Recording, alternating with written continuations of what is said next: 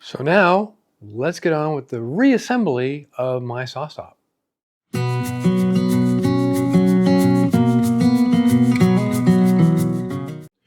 Welcome back to the Shopman channel and the further adventures in updating my industrial cabinet saw to the ICS cartridge. In the last episode, I put the mechanical parts in, but let me show you a few details that you watch out for when you put these after you put these parts in to make sure that everything's going to work swimmingly. Now, the DB9 connector, I was wondering where it plugged into, comes out through a port here. I'll show you in a second, and it plugs into the actual switch box. So let's bring the camera down and show you what I'm talking about. See this grommet hole right here? And the grommet is right on the end here, so I got another cable to come through here. And the DB9 connector that goes into the switch box comes out of that grommet hole. But the connection on the inside is what you're going to watch out for. Those clips that I took off when I took the other parts out, like this one here, which screws into the cast iron piece here, and then there's another clip on the wall here that holds it against the wall, and you need a service loop. You see right here, you need a service loop right here, and that's so when you crank it over, you have a service loop from here over to the wall, and that ensures that this is never going to get stretched or pulled, and it has enough slack in it so you can crank the saw back and forth without issue. And one other thing is this little gadget right here. That's the rubber bumper that when the saw trips, the saw blade mechanism and arbor disconnects from this spring-loaded catch here and hits that bumper, and it doesn't slam in cast iron into cast iron. And one of the things they want you to test is crank it down and make sure that that's coming in contact with the rubber. So I basically put a new piece of paper in here, about all the way down, and you can see that's caught.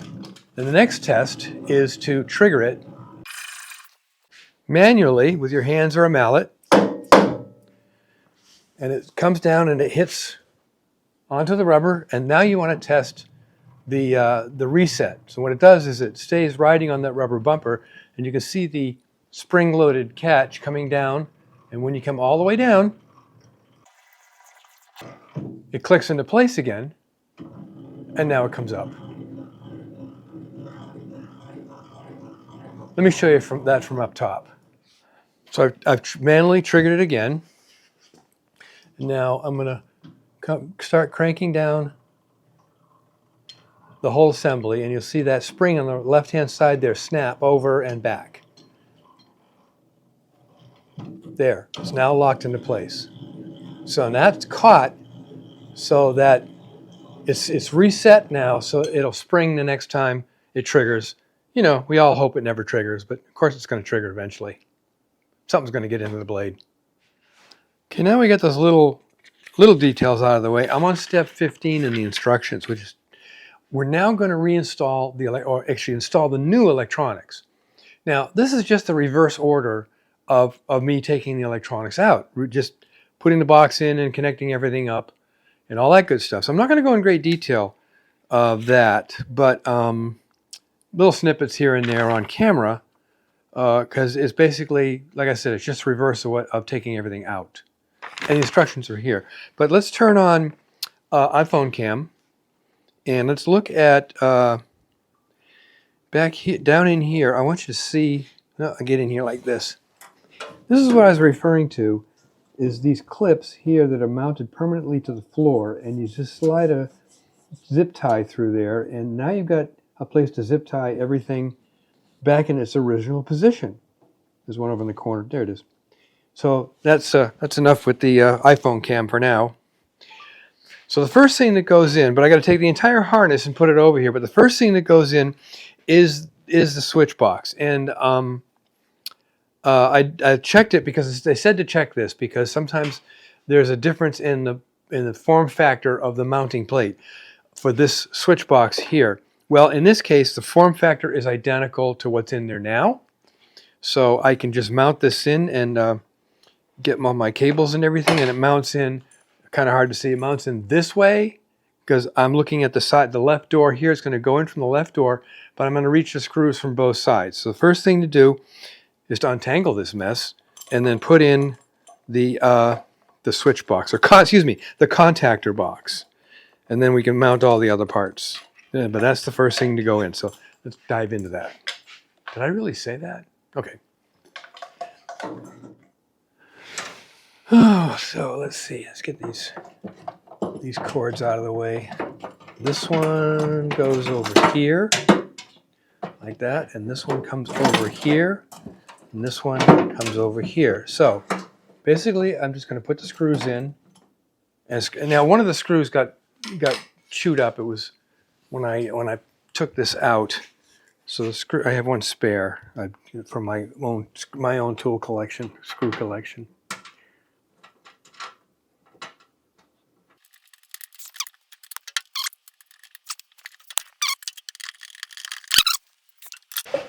Installing the master switch is real simple. So just I put it in, but I'll show you. It comes in from the back. There's a boss on this that comes through the hole here, and there's two screws on this flange that go in place. Just got to get the orientation right so that off is up here and on is on here. And you put those screws through there, and it clamps this whole thing, this mess together. And then you put the knob back on, and the new knob on. And this screw takes quite a while to get tight. It's basically, it's got a lot of travel to go through till it locks onto the shaft. So let me get this on here. So there you go. That's all set. That's on and that's off. And that's how that switch goes in. I got the power connected over here. I'm going to leave the cover off. I've got the power connected to the motor. So now I want to put in the limit switches for the doors. And this one screws in on a shelf, as I pointed out earlier. That is right, goes inside here. And this is all inside the saw, so yeah, that's kind of pain in the butt. You know, my arms and everything are in the way. You can't see what I'm doing, but there it is. This is going to allow me, it's got some up and down adjustment, which is going to allow me to get the blade from this switch in the right location.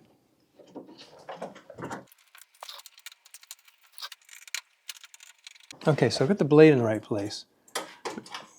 Now what I need to do is, now this is really not going to be on camera because I can't get down inside there. And my hands are just going to be in the way. It just isn't going to work out. Let me get a socket wrench. I need a little small socket wrench, which I can't seem to find. So I'm going to go ahead and, these screws on the shelf need to be tightened up, and I have to reach in here and hold with a socket wrench and then screw in from the top with a screwdriver, and that's not going to be easy.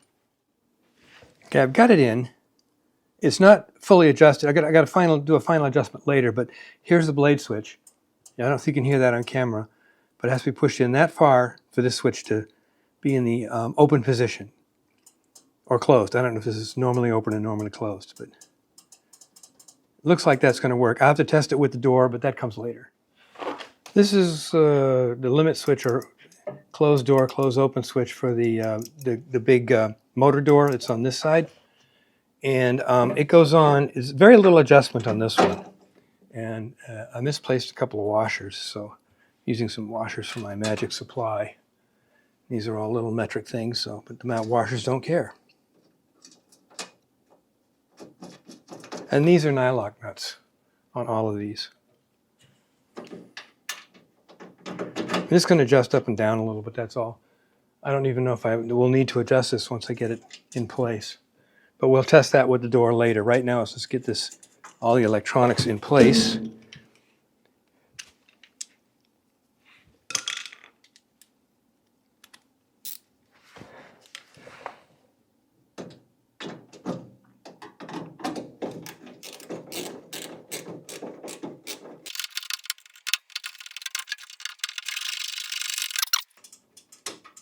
So, micro switches are in place.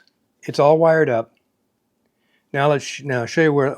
Now I have to put on the electrical box and show you where the connections are for that. Then I'll come back and I'll zip tie all this stuff up. You don't need to see that. We all know how zip ties work. Here's the box. I've already got the screws off this cover so I can remove it to make the connections here. And I also have to mount in the DB9 connector goes inside of here, and the Molex connector goes inside of here. So let's put it on the saw first. A lot easier to do when you haven't got all kinds of parts hanging off of this thing. Oop, get in there. There's one.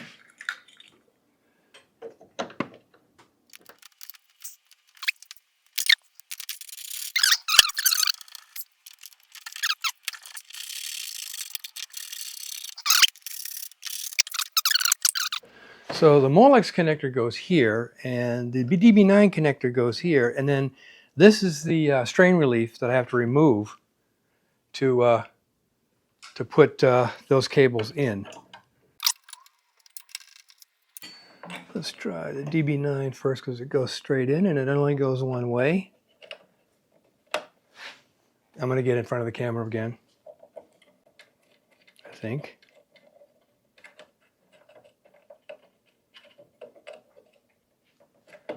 Let me take a look at that. Yeah, that's in nice and tight. Now the Molex connector, and it should only go in one way. Yep. And that goes this way. There. And now I want to bring these cables like so. So they're out of the way of everything else.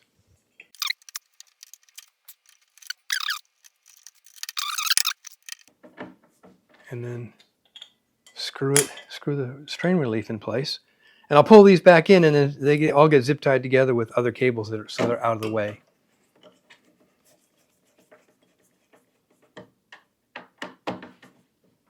It goes in. Yay, and then the grommet goes in place, which who knows if it's going to stay there or not. So those are nice and tight, and they're not pulling off. So now we slide the cover back on. Yeah.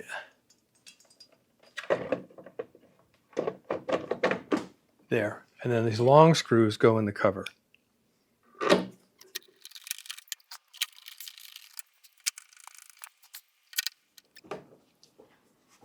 Okay. That's it. It's in place. I'm still getting grease all over myself. Interesting little factoid. So the keys. I have the new keys and I have the old keys. These are the 19-year-old keys. They're the same. The same keys for every saw. It's not a lock, it's just a bypass device, so it doesn't need to be different. That would be awful costly. So the keys are exactly the same. So a couple of days ago I got a call from Justin at SawStop. They saw my first video, and when I mentioned that I couldn't find the instructions, they called me, well, we have instructions. Well, I informed him in the second video, which is coming up soon. Well, you will have already seen the second video by the time this comes out. I said, yes, there are instructions. I have instructions, and there's a video, and there's links in the description, and I changed the first video. I put a little banner across there saying where I said there's no instructions. There are instructions, so we're good. But we talked about something else that I discovered, and I said, this is what I think it's for, and he goes, exactly, that's what it's for. Let me show you. In the plate that holds the cartridge, you'll note when you get your new one that this connector, this DB9 connector, floats, and it has two holes, and those serve a purpose. Let me grab a cartridge. Alignment. Because of vagaries in building of plastic parts, there's two, if you've noticed on your cartridge, there's these two raised pins here and here. And what those do is when you put the cartridge in place, they align with those holes and align the DB9 connector so it fits perfectly every single time. And that's why that's loose. If you get this kit and you find that loose, do not worry about it. Those pins are there to help you align everything up.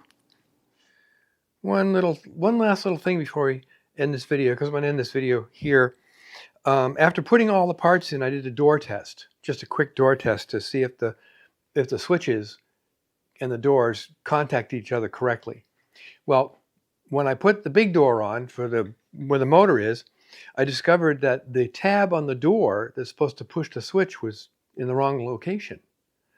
So look at this picture. You can see the one on the left is the one that came out of the saw. The one on the right is the one that came with the new parts.